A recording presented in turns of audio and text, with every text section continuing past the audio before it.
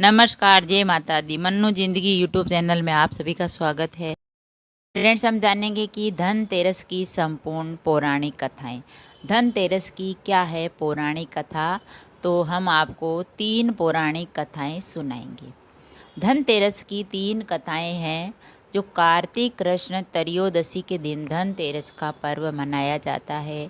इस दिन भगवान धन्वंतरी और माता लक्ष्मी, कुबेर भगवान और यम देवता की पूजा होती है।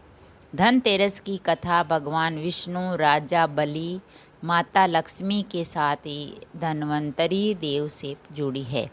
तो धनतेरस की पौराणिक और प्रामाणिक कथाएं। धनतेरस की पौराणिक कथाएं।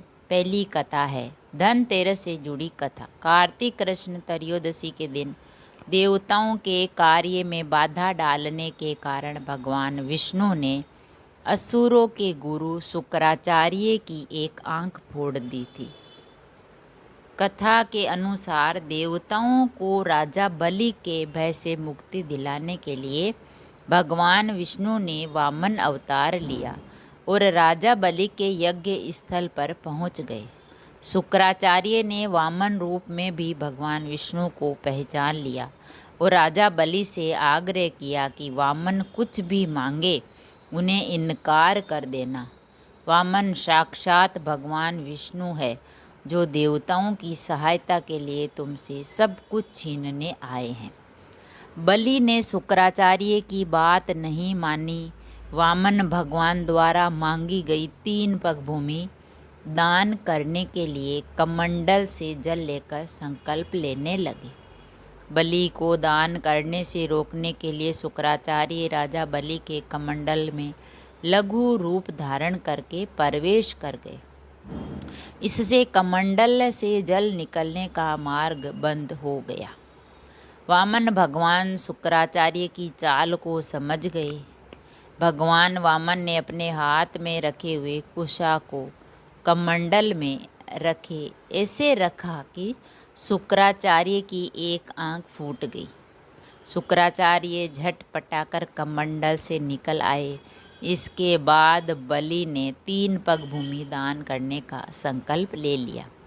तब भगवान वामन ने अपने एक पैर से पूरी पृथ्वी को नाप लिया और दूसरे पग से अंतरिक्ष यानी आकाश को नाप लिया।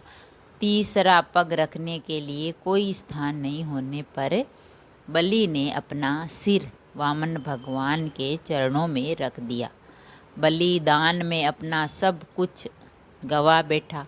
इस तरह बलि के भय से देवताओं को मुक्ति मिली और बलि ने जो धन संपत्ति देवताओं से छीनी थी उससे कई गुना धन संपत्ति देवताओं को मिल गई। इस उपलक्ष्य में धनतेरस का त्यौहार मनाया जाता है। दूसरी कथा है समुद्र मंथन के बाद कार्तिक कृष्ण त्रयोदशी के दिन यानी तेरस के दिन भगवान धन्वंतरी अपने हाथों में अमृत कलश लेकर प्रकट हुए। भगवान धन्वंतरी विष्णु के अंशा अवतार हैं। संसार में चिकित्सा विज्ञान के विस्तार एवं प्रसार के लिए भी भगवान विष्णु ने धन्वंतरी का अवतार लिया। भगवान धन्वंतरी के प्रकट होने के उपलक्ष्य में ही धनतेरस का त्यौहार मनाया जाता है। तीसरी कथा कार्तिक कृष्ण पक्ष की त्रयोदशी तिथि के दिन धनतेरस का पर्व पूरी श्रद्धा व विश्वास के साथ मनाते हैं। धन्वंतरी के अलावा इस दिन देवी लक्ष्मी और धन के देवता कुबेर की भी पूजा करते हैं। इस दिन को मानने के पीछे धन्वंतरी के जन्म लेने की कथा के अलावा दूसरी कहानी भी है। एक समय भगवान विष्णु मृत्यु लोक में विचरण करने के लिए आ रहे थे। तभी लक्ष्मी जी ने उनसे साथ चलने का आग्रह किया। तब विष्णु जी ने कहा, यदि मैं जो बात कहूँ तुम अगर वैसा ही मानो तो फिर चलो। तब लक्ष्मी जी उनकी बात मान गई और भगवान विष्णु के साथ भूमंडल पर आ गई। कुछ देर बाद एक जगह पर पहुंचकर भगवान विष्णु ने लक्ष्मी जी से कहा, जब तक मैं न आऊं तुम यहाँ ठहरो। मैं दक्षिण दिशा की ओर जा रहा हूँ, तुम उधर मत आना। विष्णु जी के जाने पर लक्ष्मी के मन में कौतूहल जागा कि आखिर दक्षिण दिशा में ऐसा क्या है क्या रहस्य जो मुझे मना किया और आप चले गए और भगवान स्वयं चले गए। लक्ष्मी जी से रहा न गया और जैसे ही भगवान आगे बढ़े लक्ष्मी जी पीछे पीछे चल पड़ी। कुछ ही आगे जाने पर उन्हें सरसों का एक खेत दिखाई दिया जिसमें खूब फूल लगे थे। सरसों की शोभा देखकर वह मंत्र मुग्ध हो गई और फूल तोड़कर अपना श्रृंगार करने लगी। आगे बढ़ी। आगे जाने पर एक गन्ने के खेत में से लक्ष्मी जी गन्ने तोड़कर रस चूसने लगी। उसी क्षण विष्णु जी आए और ये देख लक्ष्मी जी पर नाराज हो गए और उन्हें शाप दे दिया कि मैंने तुम्हें इधर आने को मना किया था पर तुम न मानी और किसान की चोरी का अपराध कर बैठी। अब तुम इस अपराध के जुर्म में इस किसान की 12 वर्ष तक सेवा करो। ऐसा कहकर भगवान उन्हें छोड़कर क्षीर सागर चले गए। तब लक्ष्मी जी उस गरीब किसान के घर रहने लगी। एक दिन लक्ष्मी जी ने उस किसान की पत्नी से कहा, तुम स्नान कर पहले मेरी बनाई गई इस देवी लक्ष्मी का पूजन करो, फिर रसोई बनाना, तब तुम जो मांगोगी मिलेगा। किसान की पत्नी ने ऐसा ही किया। पूजा के प्रभाव और लक्ष्मी की कृपा से किसान का घर है जो दूसरे ही दिन अन्न धन रत्न स्वर्ण से भर गया। लक्ष्मी ने किसान को धन धान्य से पूर्ण कर दिया। किसान के 12 वर्ष बड़े आनंद से कट गए। फिर 12 वर्ष बाद लक्ष्मी जी जाने के लिए तैयार हुए। विष्णु जी लक्ष्मी को लेने आए तो किसान ने उन्हें भेजने से इनकार कर दिया।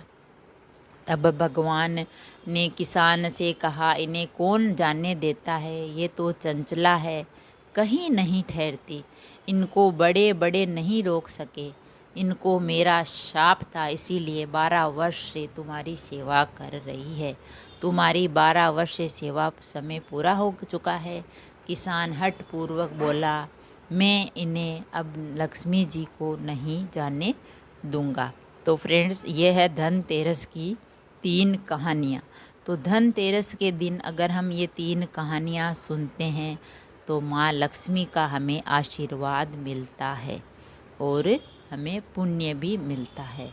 तो धन्वंतरी की, माँ लक्ष्मी की और राजा बलि की जो ये कहानियाँ हैं तीनों, वो धनतेरस की है संपूर्ण पौराणिक कथाएं।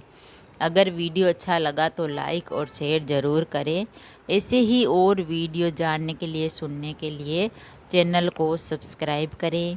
थैंक यू, धन्यवाद।